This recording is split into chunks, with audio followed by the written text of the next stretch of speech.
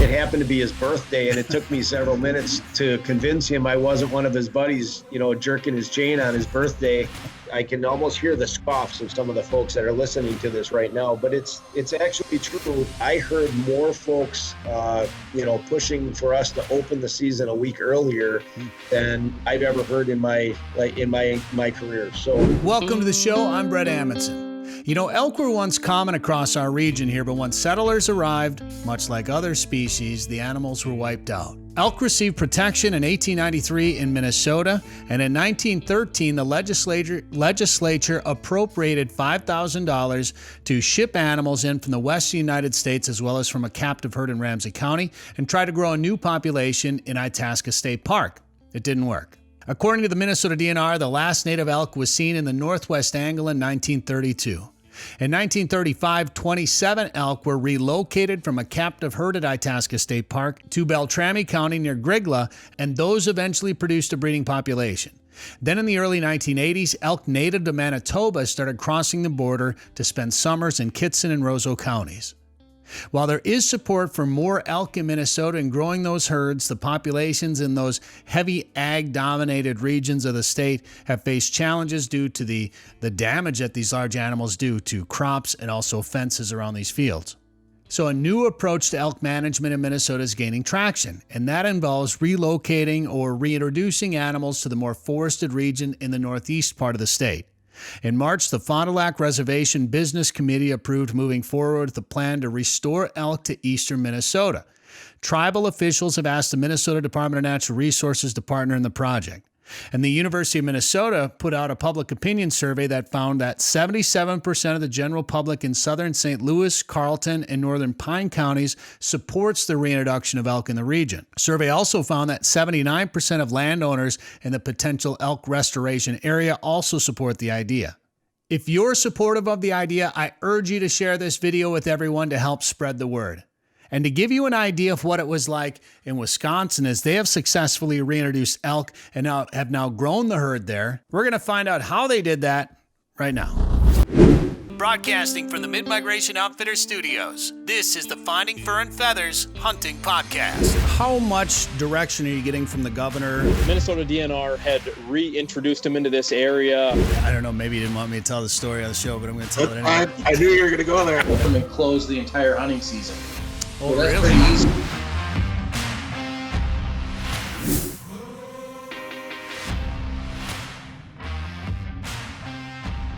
Today's show is brought to you by Hay Bale Heights on Devil's Lake.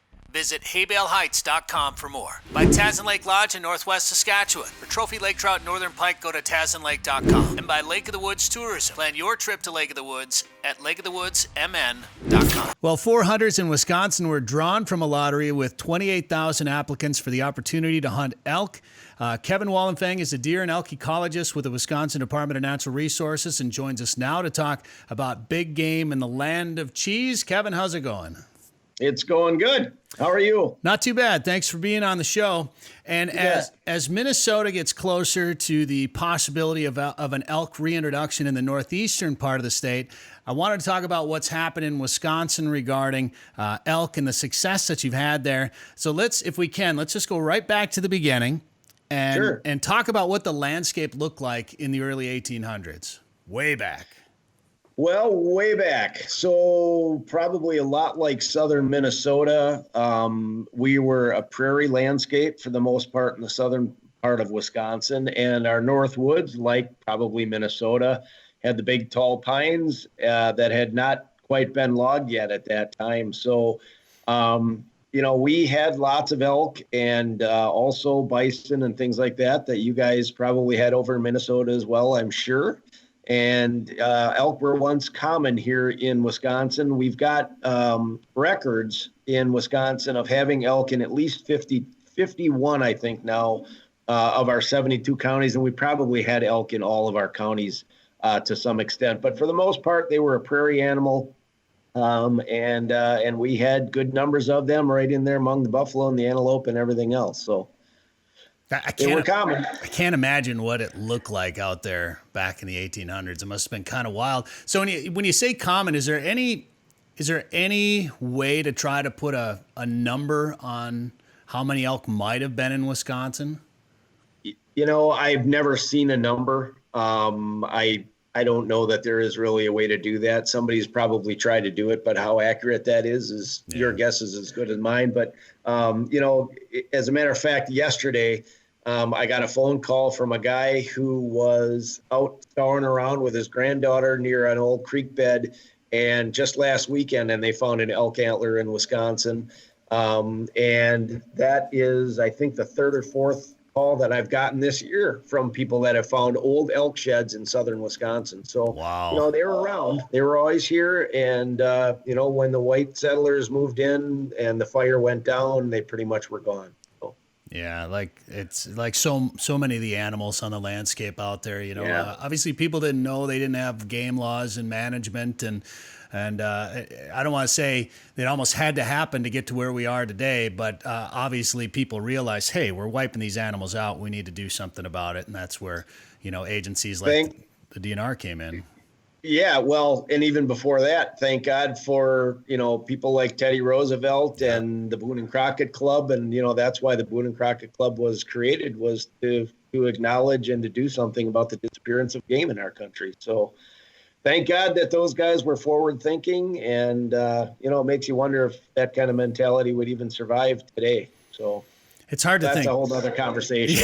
It's hard to think what mentalities are going to survive today. Anyway, let's go back, not quite as far as the early 1800s, but back to 1995, because that's when 25 elk were reintroduced in Clam Lake, Wisconsin. How much work went into that process?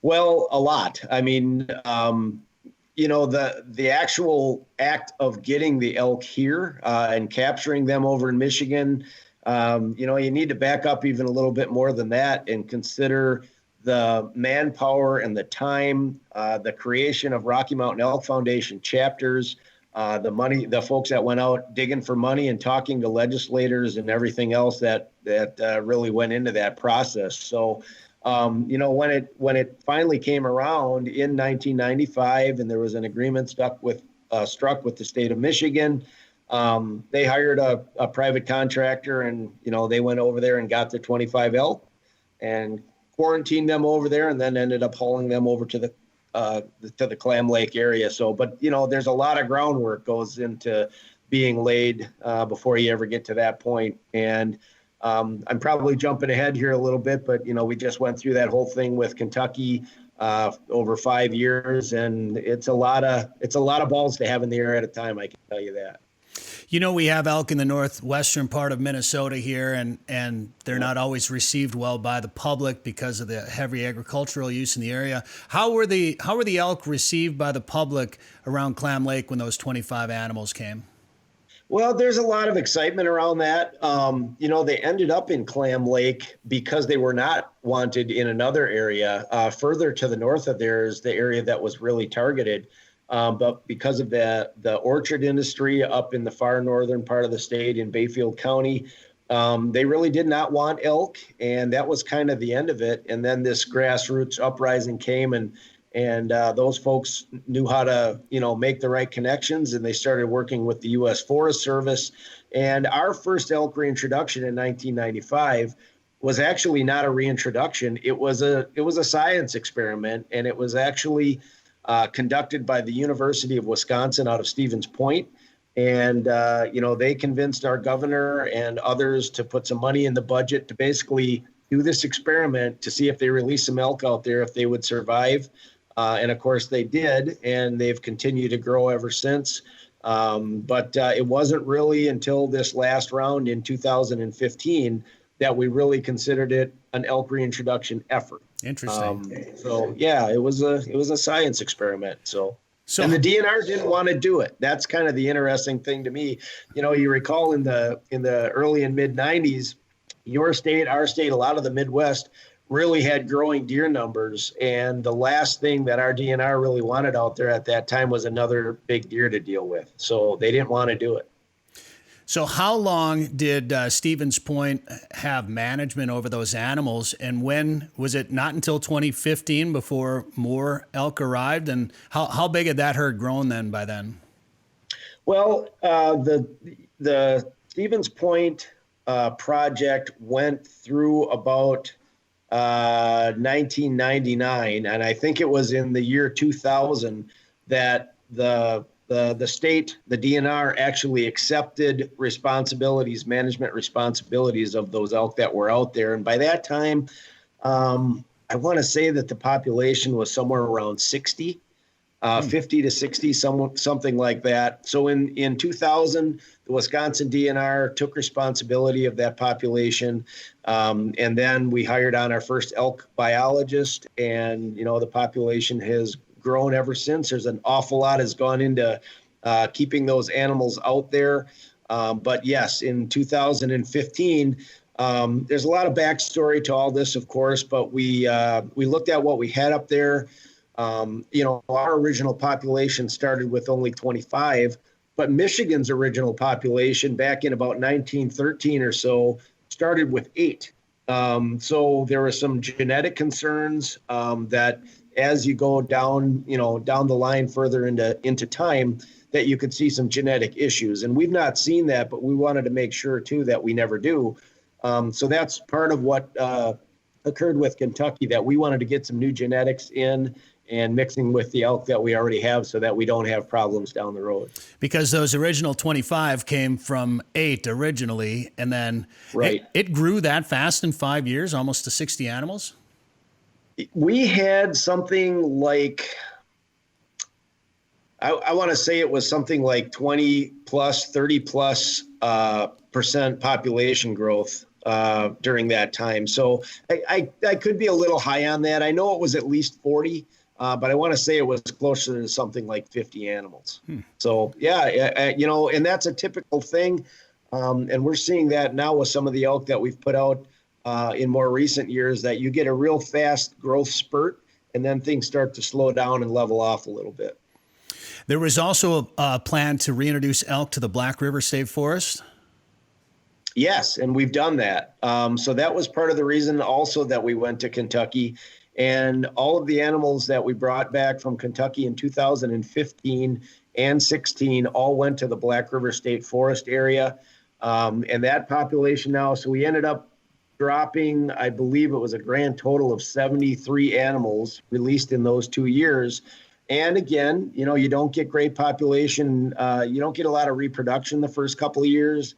You tend to lose a fairly significant number of your animals just because they're in a new environment. They get hit by vehicles, things like that.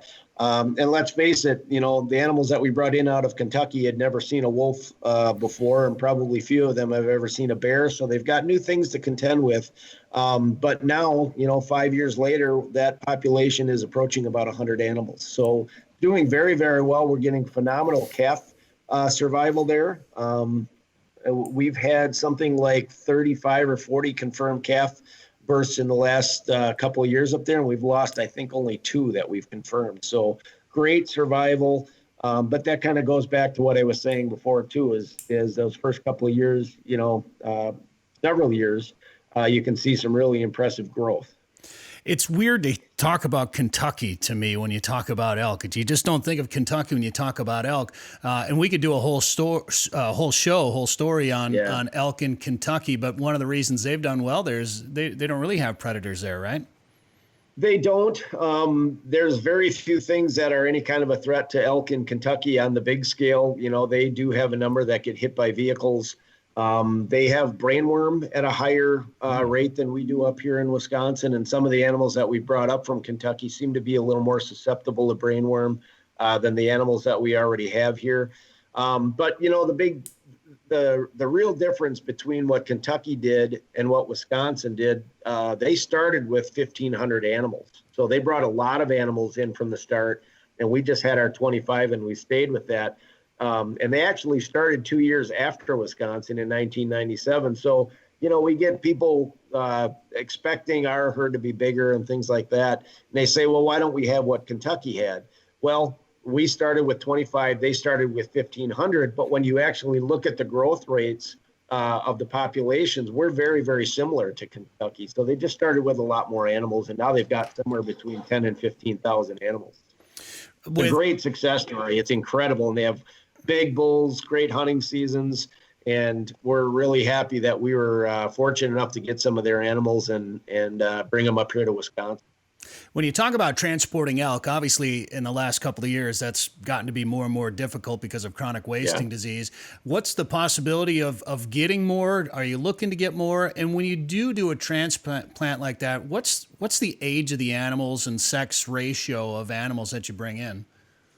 Well, to your first question, we are not going to be looking for any more animals. And you hit it right on the head. It's getting more and more difficult with CWD and other disease concerns, to get the permission from USDA and that kind of thing to bring animals across state lines. We had a very extended quarantine period. We tested these animals for everything that we could possibly test them for, really. So we're not going to be looking for any more. We brought our genetics in and we're very happy with that. So we're going to let things just naturally go from here on out. When you are getting those animals, for the most part, you're targeting cows and calves for a couple of reasons. Obviously, you want those cows because they're going to be your breeders and make your population go up. We were getting animals at a rate of about one bull for every 3 to 4 cows and calves. And of course, some of those calves end up being bulls as well, and they grow up and do breeding a few years down the line. But there's a couple of reasons you don't want to bring those big bulls in. One, the local hunters don't want you to take their big bulls. They're a pretty valuable commodity, so they don't want them disappearing. But the other thing, too, is that those big bulls, they are wired completely different. They're hard to keep alive, especially for an extended period in quarantine. And we're talking wild elk here now. We're not talking about animals that have been domesticated for generations and game farm type animals. These wild ones are really wired differently. When they get into a trap with multiple animals, they like to start throwing their weight around and throwing their antlers around. So you typically end up with gored animals and dead elk and things like that, just because that bull, kind of flips out a little bit. So any bulls that we were bringing up were pretty much yearling spiked. I'm sure you get the question of how these efforts get funded and how big of a role did the Rocky Mountain Elk Foundation play? Yeah, everything that we did in our last go round really came from private money. And that was a commitment that we made going into it, that we wouldn't dedicate state of Wisconsin DNR money toward the effort. It would all have to be privately funded. The Rocky Mountain Elk Foundation were gigantic. We would not have been able to accomplish it without the Elk Foundation. They put up the bulk of the money, but we also had some other really great partners here. The Ho-Chunk Nation put up $150,000 of what we needed. We had a local conservation group, pretty small conservation group right there in Jackson County. They put up about $50,000. There were a number of partners involved. And, going way back when, 1994, 1995, Safari Club came in on the early end, and they were pretty instrumental in making things happen. So, we had some really great funding stories come out of this. There's a little brewery right there in Black River Falls that created a beer called Bugle Ale. And they were giving proceeds from that to the Elk Project. We had local, mom and pop hardware stores and things like that, ATV centers, donating a portion of their annual income to the project as well. So it was great. And, without the money, you're never going to get off the ground if the money's not there to start with. So a lot of effort and a lot of great support from the financial end. And that effort at the beginning resulted in 25 elk coming to Wisconsin. What are the herd numbers at now? Right now, we are sitting at about 300 elk in our original population. So where those original 25 elk went in north central Wisconsin, we're sitting at about 300. And down in Jackson County, like I said, we're sitting at about 100 animals right now. So those are post-calving numbers. They're going to be their highest right now. And, as the season goes by, we're going to lose some of those calves and things like that. So it'll diminish down a little bit. And then next year it'll peak again. And hopefully, it'll be 110 or 120 next year and just keep on ticking its way up. What's the plan? What's the management goal? Where would you like to see numbers get to? Our long-term goal in the Clam Lake area where the original herd is 1,400. And our long-term goal right now in the Black River herd is about 400 animals. And we're actually in the process of writing a new elk management plan. So we're looking at possibly ticking that down a little bit. But, we have designated elk areas in Wisconsin where we are trying to keep those animals. But there's a lot of interest from across the northern part of the state, especially of having more elk and in more counties. So, 100 years down the road from now, who's to say, where those elk might be. One of our bigger problems is that they just don't go very far. So when we want to get them someplace, we almost have to pick them up and take them there. Oh, really? I was going to ask you about how far they roam. Yeah, they're, eastern elk are not migratory. The thing that really drives elk in the West, there's a couple of things. Of course, elevation plays a role in that, and snowfall and things like that that'll push them down, to more bare range and where they can survive during the wintertime. But anybody that's ever elk hunted out there knows too that elk will travel miles in a night just to get a drink of water. I personally hunted in the Monte Vista area of Colorado, and those elk would travel about 7 miles a night off the mountain and out onto the flats just to get a drink of water. So in northern Wisconsin and Minnesota, our animals have so many resources right at their feet that there's just not reason for them to do that. So our elk haven't spread out to the point where we would really like them to. There's good sides to that, but bad sides to it as well. So we do something that we call assisted dispersal. And we actually build an acclimation pen where we've got holes in our population, and we'll go in and winter trap and get about a dozen animals, and we'll put them in that acclimation pen and try to fill in those holes. And in doing that, we not only make our population go up, but part of the reason the population goes up is because we're creating more cow-calf groups, and those are really the key to herd growth.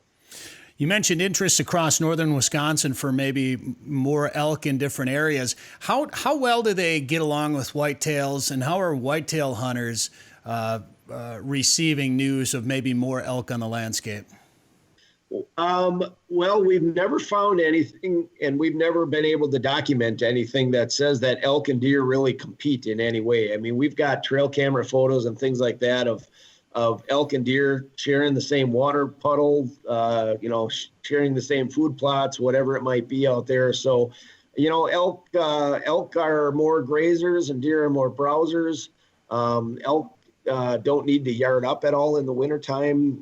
They're tall enough that for most of the snow depths that we get in here in the Midwest, they're getting along just fine without trying to get into a trail system or whatever it may be like the white-tailed deer do. So not really any competition there. 28,000 people that applied for a tag this year. I'd be willing to bet that probably every single one of them is a deer hunter in Wisconsin. So, to them, it's another great opportunity to try to get an animal that they've never gotten here in Wisconsin. They've probably gotten a bear, and they're, shot plenty of deer, and wow, a new big game animal, So it's gone over very well.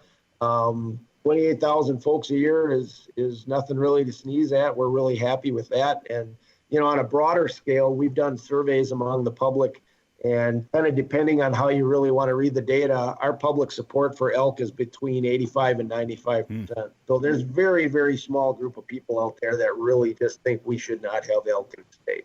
Well, I would love to see an opportunity to not have to go out west to elk hunt, and be able to stay closer to home here. And you mentioned 28,000. It sounds like that's an increase of 4,000 applicants from last year. What does that mean, especially when all the funding for this is coming from private donations and private groups? How important is that revenue for the DNR? How nice is it for you to have that DNR revenue, or that money coming in for the DNR, and where does that money go?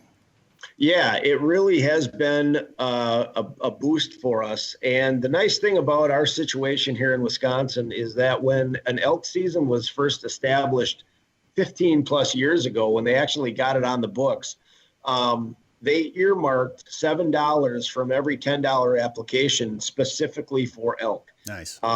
It's for elk research, elk management, habitat, all those kind of things. So, for the first time, we've got this nice little dedicated pot of money sitting off to the side, and it's significant money when you get that number of people applying.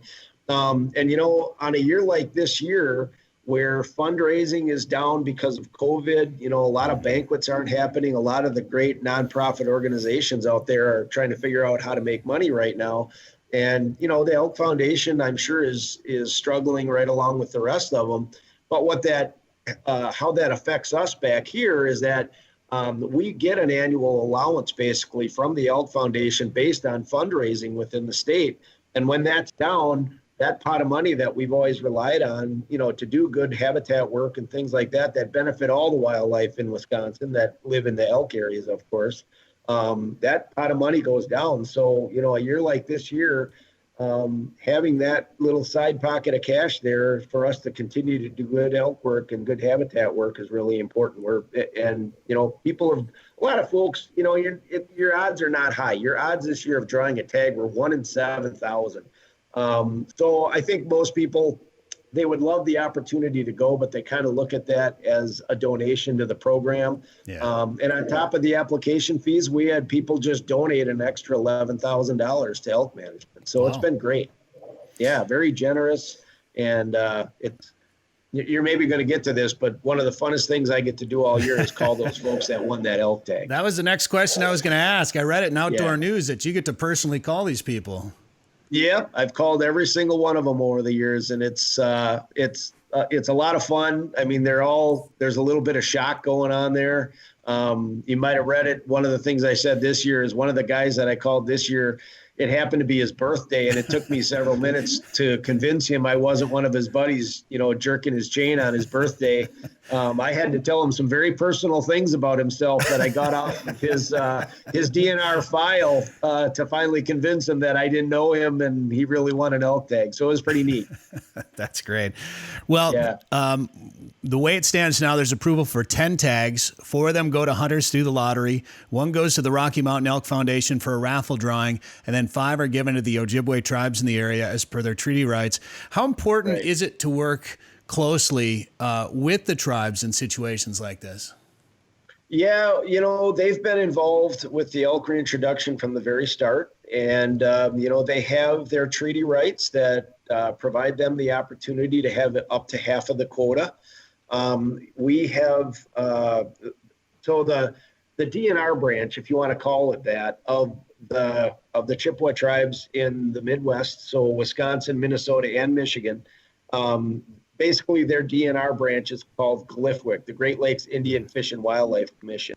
And we have GLFWC biologists sit on many of our committees, our wildlife management committees, and elk is certainly one of them. Bringing elk back to Wisconsin has been very important to them. It's part of their history, and they do some really neat things actually around the elk hunt. They actually have an elk camp, and they bring their kids in, and when somebody gets an elk, they all bring it to a central spot and they process it as a community. Oh, cool. To help their kids carry on that culture and those traditions that they have. So it's a big deal to them. And for the most part, they've been very, very good to work with. And I know Minnesota's a little bit out of your wheelhouse, but obviously you know what's going on over here. Would you imagine kind of a similar situation, similar scenario playing out when it comes to the potential herd in Northeast Minnesota as what you guys are doing in Wisconsin? Well, it's kind of similar habitat. I'm sure that they're going to have some of the same stumbling blocks, if you want to call it that. But, I would think that the public support would be high. I think that perhaps your biggest challenge is going to be where are you going to get your elk to start that second herd? Yeah. And, with the way that the rules are right now with interstate transport and how much more difficult that's getting, I would think that most of your elk are probably going to have to come out of the northwest part of the state. Like I said, I mean, it's just getting tougher and tougher to get those permissions to go across state line. And, I can also tell you that Kentucky had done it many years in a row. They did it for other states before we got there. And I know that they'd like to be done with the elk trading business and things like that. So it's definitely going to get tougher. But that doesn't mean it can't be done. Where there's a will, there's a way. And, you've probably got enough elk up there in the northwest part of the state to start a second herd in the state. So I hope it happens for you guys. It would be a nice boost to the local economies. We get a lot of people up in the area. The elk hunt itself is not a big driver for the economy or anything like that. But boy, we sure get people up there wanting to see the elk in the fall. Sure. We get a lot of volunteers that want to come along with us, and we look for calves in the spring. So it's a great way to get people outdoors, and we've introduced thousands of kids to the outdoors through our elk management program. I know every time I'm up in northwestern Minnesota, I'm always driving around, on gravel with binoculars, trying to spot them up there. I think that's pretty neat. And I'm sure the people up there won't mind if the DNR takes a few of the animals out and moves them over to the northeastern part of the state. And gosh, if we could take 25 of them and, potentially within 15 years have enough of a population there to sell some tags, as if that's the timeline I think I gathered from what you discussed in Wisconsin, I think that's a win-win for a lot of people. Well, and the thing, it took us about 22 years or so to finally have a hunt in the northern part of Wisconsin. But in Jackson County, that population is growing fast enough. And there's other issues there too as well. There's a little more agriculture for them to get into trouble. And our goal for total numbers of elk is also smaller. So I would be surprised that if in the next 5 years or so, we don't actually start having a limited hunt in Jackson County. So that's within 10 years of putting those first animals out on the ground. Well, I was also going to ask you about maybe this is a question we don't need to discuss after you talked about how far these elk actually travel, but we have that herd in the northwestern part of Minnesota that will actually cross into Canada and back and forth. Right. We start putting animals in the northeast. I'm not sure exactly where they would put them originally, but we're not too far from Wisconsin up in that neck of the woods. What's the possibility that you could see elk moving across state lines, and what impact on the different state management agencies could that have? Well, we're hoping they all come over here. So, yeah. The thing that you tend to see, as I said, most of our elk don't go very far, but the bulls and the cows do separate from each other in the summertime for the most part. And we have had some elk go on a walkabout. Now, this is a very rare situation, but we actually had an elk that came out of Jackson County last year and started heading south through the state. He ended up in Iowa, and he eventually, from what I understand, he actually ended up in Missouri. So that elk went a long way, but that's very, very unusual.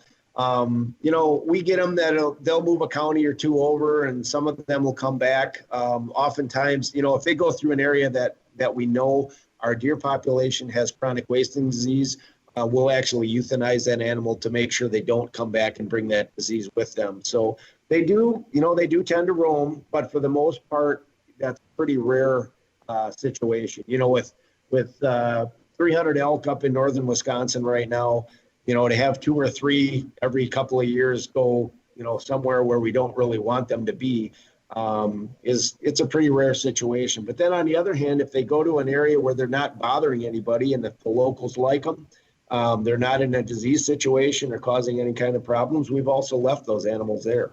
So we should talk about depredation. What kind of, wolf or bear depredation effect have you seen on elk? Well, wolf and bear predation, in all truthfulness, have been our number 1 and 2 causes of mortality of our elk in Wisconsin over the last 25 years. A lot of the elk that have been killed by wolves, we have known have had something else wrong with them. So, in a way, our wolves are doing what nature had intended them to do. And I can almost hear the scoffs of some of the folks that are listening to this right now, but it's actually true. And, through the use of heavy radio monitoring, radio collars, we have been able to, kind of keep an eye on elk and what they're doing out there. And, when you have 3 or 4 elk that are spending a lot of time together, and then all of a sudden one of those elk goes off by itself, there's usually something else wrong with it, and the wolves are going to get it. When it's out there on its own, it's probably going to get it. So we can see that kind of stuff. The wolves get the blame for probably a bunch of animals that otherwise, if they hadn't had a secondary problem, may not have been killed by wolves. But there's no denying that, in the wintertime, especially when our deer numbers are very low, the wolves will target our elk a little bit more. When our deer numbers are high, we don't tend to see a lot of losses. And when we have really mild winters, we don't tend to see a lot of losses. And the bear side of it is very interesting in its own aspect or respects. We've never lost that we know of an adult elk to a bear. Our calves, I think the longest or the latest calf that's ever been killed by a bear is about 55 days old, something like that. So just like fawns, they usually get most of them in the first few days or first few weeks of their life. And that can depend a great deal also on how quickly spring greenup happens. If there's an abundance of food out there, the bears tend to leave them alone. If there's a shortage, they start going hunting. So it's quite interesting, actually. Well, those same people that were probably scoffing a little bit would probably like to see a wolf season return, some sort of being a state management plan for wolves. What's the latest on our Great Lakes wolves right now? I'm not real in tune with that. I haven't heard anything in a while, and that's really why I'm not very in tune with it. I know several months back they were feeling like something was coming along, right?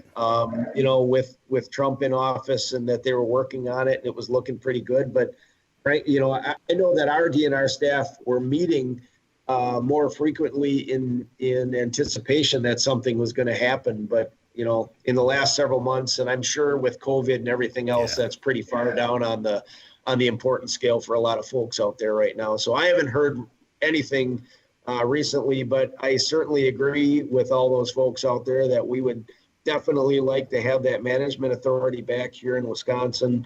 And we look forward to the day that we can have an elk hunt or a wolf hunt again here in the state. Well, I remember being at the DNR roundtable here in Minnesota in January or whenever it was, and they were expecting an announcement to come in March. And I think you're right. COVID has really kind of put everything on the back burner. So hopefully that'll be discussed again. And we should just touch on deer here before we wrap up. How are deer looking in Wisconsin right now? Things are looking pretty good. We had some areas of the north that got hammered by a little bit of winter last year, but our farmland areas always have lots of deer. We've got some special hunts coming up this year in a record number of counties. Our holiday hunt that we have over Christmas, that is, I think we've got 36 counties maybe, and that's a record number of counties that are going to hold that hunt this year. Even across the north, I've been spending some time. I've got a place in the far north just off the Michigan line, and seeing good numbers of deer. I'm hearing good numbers of, reports from folks. And, we had good numbers of deer going into last season. I'm not sure if your rifle season was affected like ours was, but, going through our archery season all through the fall, we were ahead of 2018. And then, our gun season came around and we had a very late opener and the bottom kind of dropped out in some areas. But, a lot of folks realize that those deer were out there then and they're out there now. And I look forward to a really good deer season this year. So a lot of opportunity and hey, deer hunting is always good. The bag varies, right? That's right. I think I remember last time I spoke with you, you said there were some record numbers of deer out there on the landscape. And I want to ask you one quick question. And just because I haven't been following it very closely, I haven't hunted. I grew up gun hunting in Wisconsin. I haven't hunted over there for a couple of years now, but the traditional 9-day season around Thanksgiving has been a tradition, and it seems like lately there's been this discussion of opening that up or moving it or changing it in some senses. What's going on with that? Yeah, there were some ideas getting kicked around of possibly opening it a week earlier or extending it another 7 days. Both of those proposals went out to our statewide spring hearings this year, and I believe both of them crashed and burned pretty well. Okay. So, right now I'm not really anticipating any changes, but I will say, in my entire career, since the early 1990s, I heard more folks, pushing for us to open the season a week earlier than I've ever heard in my career. So, I really thought that perhaps a change was going to be coming, but it looks like for at least now, I don't see any changes coming. All right, Kevin, last thing for you. It's time to play More Than You Ever Wanted to Know. It's a game we play here. It's a trivia game we play here. We used to do it quite a bit. We're just bringing it back now on the show. More Than You Ever Wanted to Know about moose. All right. Ah, okay. Sometimes you'll see a viral video of a moose that has gone around the world, and you'll see people commenting on it, and they'll be calling it something different. In Europe, what are moose commonly known as? Is it A, moose? Is it B, elk? Is it C, red stag? Or is it D, bullwinkle? It is both elk and moose. I'll accept that answer. Yeah, I've actually had the great privilege of hunting moose with friends in Finland, and they typically call them moose, but that's an interesting question because I've actually questioned some of our history. You go way back and you read some of the accounts of the old Frenchmen, and they would talk about seeing elk in far northern Wisconsin, but I bet a lot of those were moose. Yeah, that's according to Wikipedia, and I believe everything I read on Wikipedia, Kevin. Early European explorers in North America who were familiar with the smaller red deer of Europe thought the larger North American animal resembled a moose and consequently gave it the name elk, which is the common European name for moose. Now that everybody is confused, Kevin Wallenfang, I appreciate the time here on the show today. You're welcome. Thank you. This has been the Finding Fur and Feathers Hunting Podcast, part of the Sporting Journal radio family. Subscribe wherever you get podcasts, or visit us at findingfurandfeathers.com. And make sure to like our sponsors. They're pretty cool.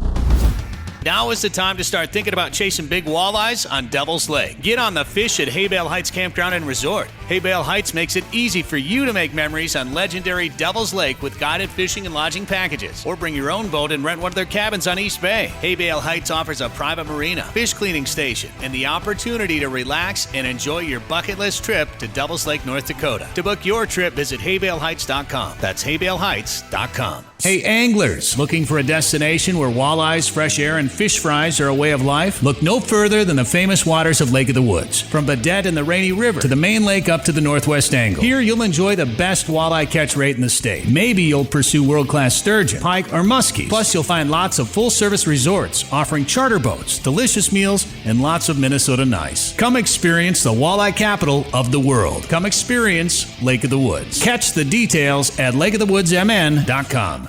If trophy lake trout and monster northern pike are on your list this summer, book a trip to Tazen Lake Lodge in northwestern Saskatchewan. Everything from numbers to big fish. See pictures, videos, and more at TazenLake.com. This is quite the fishery. Our 5-star chef will feed you well after a day of chasing giants on Tazen Lake. Dream come true. Get rates, dates, and more of what you can expect. It could be the best fishing you've ever had in your life. At TazenLake.com. That's TazenLake.com. Tazen Lake Lodge is a proud partner of Tourism Saskatchewan.